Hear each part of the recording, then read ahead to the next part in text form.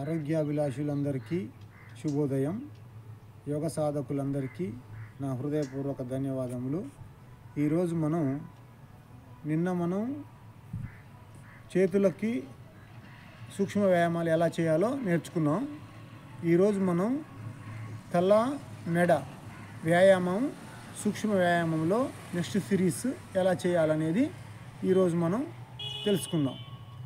First వచ్చేసి మనం తలని గాలిని వదిలేస్తూ కిందకు, గాలి తీసుకుంటూ పైకి, కళ్ళు మూసుకోవాలి. నిదానముగా తలని గాలి వదిలేస్తూ కిందికి వెళ్ళాలి. గాలి తీసుకుంటూ పైకి, ఇలా వదిలేస్తూ కిందకు. ఫస్ట్ ఇలా తలని బెండ్ చేస్తూ ఉండాలి. చాలా నిదానంగా కళ్ళు మూసుకోవాలి.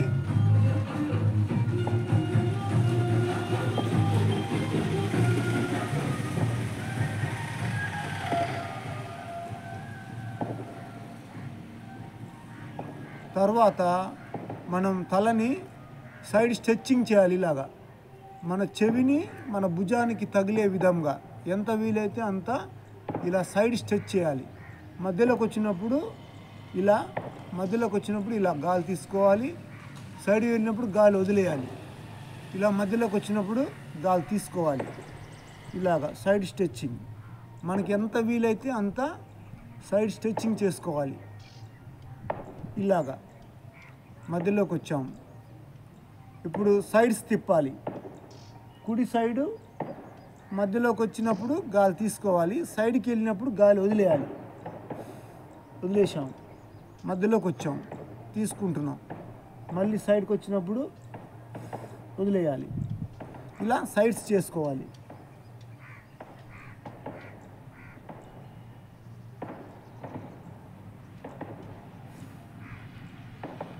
తర్వాత గుండ్రంగా మనం తలని ఇలా పైకి తీసుకొస్తున్నప్పుడు గాలి తీసుకోవాలి.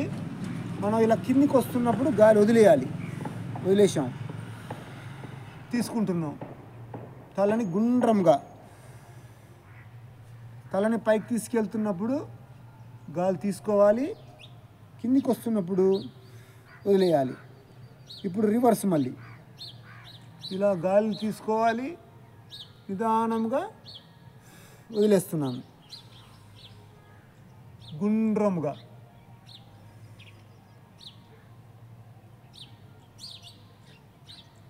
సూక్ష్మ వ్యాయామంలో మనం ఈరోజు తలకి మెడకి ఎలా చేయాలనేది తెలుసుకున్నాం.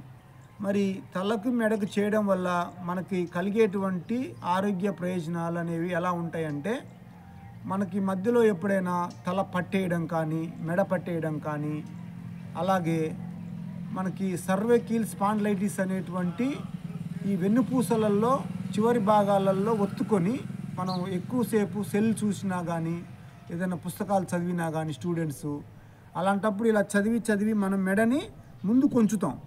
ఈ ముందు కొంచినప్పుడు ఆ పూసలు అనేవి ఏమవుతాయి అంటే ఈ చివరి భాగాలలో ఒత్తుకొని ఆ రాపిడికి గురవుతాయి. అందుకనే మనం ఇలా ముందుకి వెనుకకు సైడ్స్ తిప్పి గుండ్రంగా ఇలా ప్రతినిత్యం కనుక సూక్ష్మ వ్యాయామం చేసుకున్నట్లయితే మనం భవిష్యత్తులో ఈ సర్వైకల్ స్పాండిలైటిస్ అనేటువంటి జబ్బు బారిన ఫ్యూచర్లో మనకి పడకుండా ముందు జాగ్రత్త కోసమే ప్రతినిత్యం ఈ తల మెడ వ్యాయామం అనేది చేసుకోవాలి. దీనివలన మెడ పట్టేయడం, మనం ఎప్పుడన్నా ఒక్కొక్కసారి తక్కువ తలని ఇలా తిప్పుతాం. ఇలా తిప్పినప్పుడు మెడ పట్టేయదు. ఇలా కనుక డైలీ మనం చేసుకున్నట్లయితే ఇలాంటి ప్రయోజనాలు బాగా ఉంటాయి. కాబట్టి ఇవి ప్రతినిత్యం చేసుకుందాం. ఇలా ప్రతినిత్యం యోగ సాధన చేసుకుంటూ కొనసాగిద్దాం.